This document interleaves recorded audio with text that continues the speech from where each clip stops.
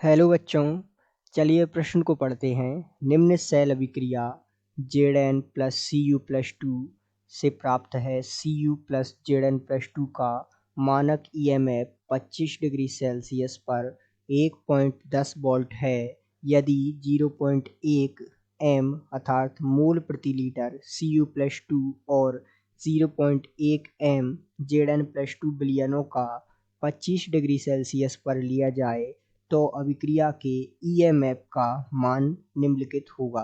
तो आइए बच्चों, मुख्य अवधारणा को समझते हुए हम इस प्रश्न को हल करते हैं तथा इसमें हम EMF का मान ज्ञात करते हैं।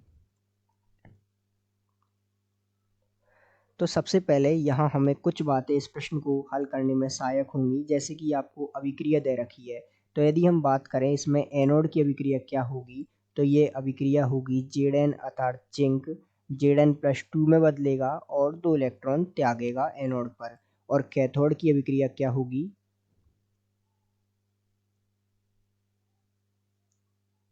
तो कैथोड में होगा ये कि जो Cu प्लस 2 है वो 2 इलेक्ट्रॉन ग्रहण करेगा और किस में बदलेगा, Cu में। और यदि हम पूरी सेल अभिक्रिया देखें इस प्रकार, तो हमारे पास सेल अभिक्रिया जो कि हमें दी हुई है वो प्राप्त होगी Zn प्लस Cu प्लस 2 और साथ में यहाँ हमारे पास होगा Zn प्लस 2 प्लस Cu। तो ये जो है पूर्ण सेल अभिक्रिया की समीकरण होगी।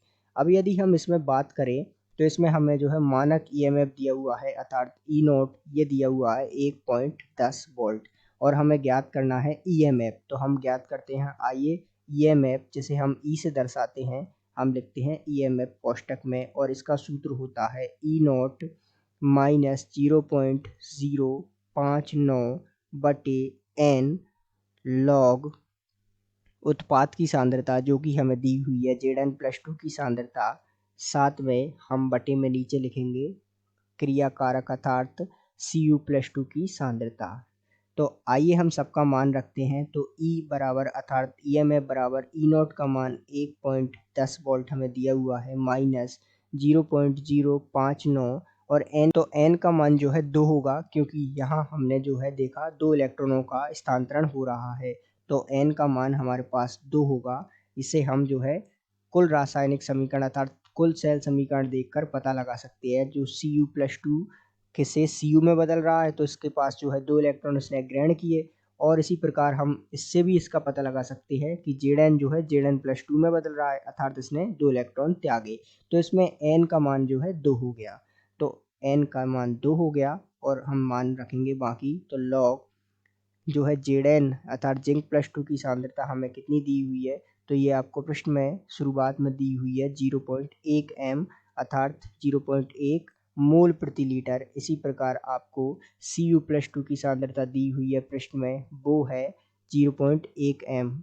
तो आइए इसका मान रख देते हैं, तो ये भी 0.1 m। तो ये जो दोनों हैं आपस में कट जाएंगे और हमारे पास E का मान आएगा 1.10 वोल्ट माइनस 0.059 बटे 2, और यहाँ ये आपस में जो से अर्थात कट जाने पर log 1 और log 1 का मान होता है 0। तो इसका हल करने पर हमारे पास क्या होगा अर्थात E जिसे हम EMF कहते हैं अर्थात विद्युत वाहक बल बराबर 1.10 वोल्ट। तो ये जो है इस प्रश्न का उत्तर होगा। आइए विकल्प देखते हैं। तो ध्यान दीजिएगा, विकल्प बी गलत होगा, सी गलत होगा और डी गलत हो जाएगा। अर्थात हल करने पर जो हमने EMF का मान पाया वो होता है 1.10 वोल्ट, जो कि विकल्प ए में दिया हुआ है। तो दिए गए प्रश्न का सही उत्तर विकल्प ए है। आशा करते हैं आपको समझ आया होगा। धन्यवाद।